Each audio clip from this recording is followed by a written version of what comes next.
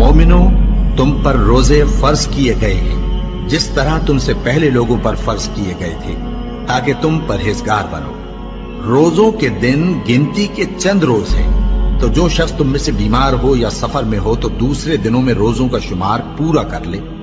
और जो लोग रोजा रखने की ताकत रखें लेकिन रखें नहीं, वो रोजे के बदले मोहताज को खाना खिला दें। और जो कोई अपनी मर्जी से ज्यादा नेकी करे तो उसके हक में ज्यादा अच्छा है।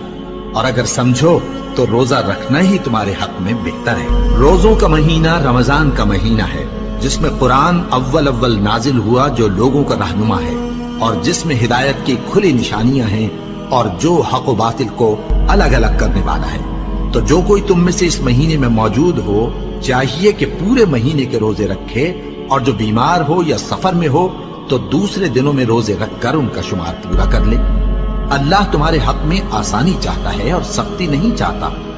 और ये आसानी का हुक्म इसलिए दिया गया है कि तुम रोजों का शुमार पूरा कर लो, और इस एहसान के बदले कि अल्लाह ने तुमको हिदायत बख्शी है, तुम उसको बुजुर्गी से याद करो और उसका शुक्र करो। और ऐ पैगंबर, जब तुमसे मेरे बंदे मेरे बारे में दरियाफ्त करें तो उन्हें मालूम हो कि मैं तो तुम्हारे पास ही हूं।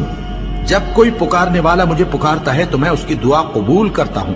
तो उनको चाहिए कि मेरे हुक्मों को माने और मुझ पर ईमान रखें, ताकि नेक रास्ता पाएं। रोजों की रातों में तुम्हारे लिए अपनी औरतों के पास जाना जायज कर दिया गया है।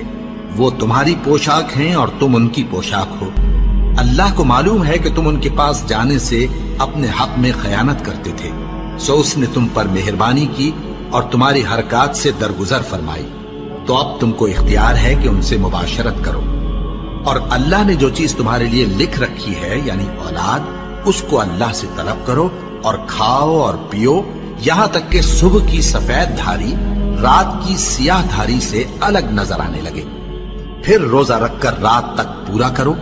और जब तुम मस्जिदों में एतकाफ बैठते हो तो उनसे मुबाशरत न करो। ये अल्लाह की हदें हैं, इनके पास न जाना। इसी तरह अल्लाह अपनी आयतें लोगों के समझाने के लिए खोल खोल कर बयान फरमाता है, ताकि वो